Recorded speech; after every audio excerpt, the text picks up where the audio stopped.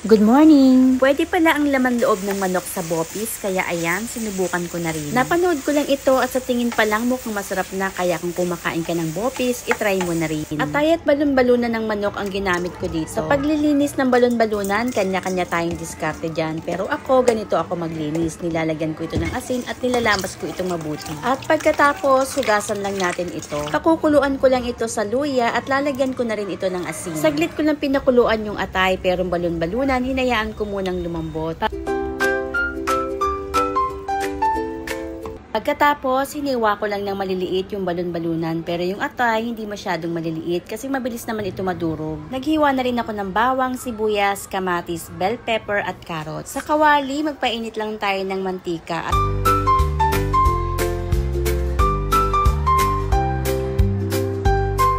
nilagyan ko na rin ito ng atsuete. Kapag makulay na, alisin na natin ang mga buto.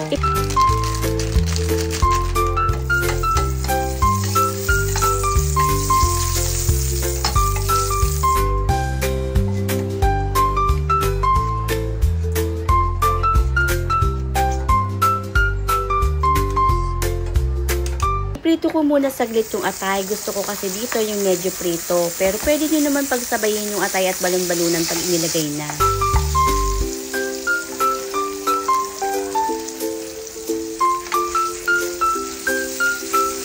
Titimplahan ko na rin ito ng asin at ng paminta. After ilang minutes, hanguin ko na at iset aside ko muna.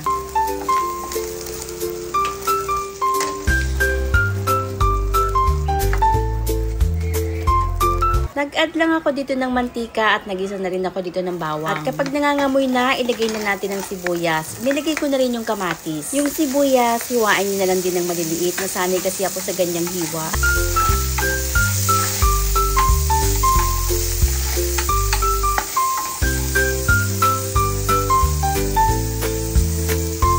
At kapag nagisa na nating mabuti, ilagay na natin yung ating balon-balunan. Ilang piraso lang yan, pero pag naluto, marami kasi maglalagay pa tayo ng carrots at ng bell pepper. So ayan, after ilang minutes, inilagay ko naman ngayon yung bell pepper. Haluin lang natin itong mabuti. Yung mga nakadikit-dikit na yan, matatanggal din yan.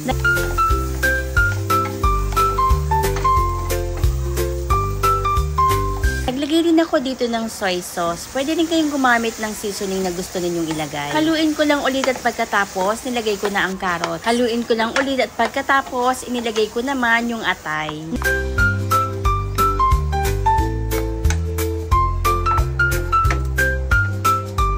Naglagay rin ako dito ng dahon ng laurel at pagkatapos nilagyan ko rin ito ng suka. Hintayin lang muna natin itong kumulo bago natin ito haluin. Pwede rin kayong mag-add ng liver spread kung gusto ninyo. Kung gusto niyo naman na may konting sauce, mag-add lang kayo ng tubig. Pero ako kasi gusto ko yung mantika na lang yung sauce niya. Naglagay rin ako dito ng konting sugar. At syempre, wag natin kalimutan tikman kung okay na sa atin ang lasa. Naglagay rin ako ng asin at nagdagdag din ako ng paminta. So ayan, haluin ko lang ulit ito at after ilang minutes, pwede ko na itong hanguin. At dahil luto na yan, maghain na tayo. Thank you for watching. Please don't forget to like and follow.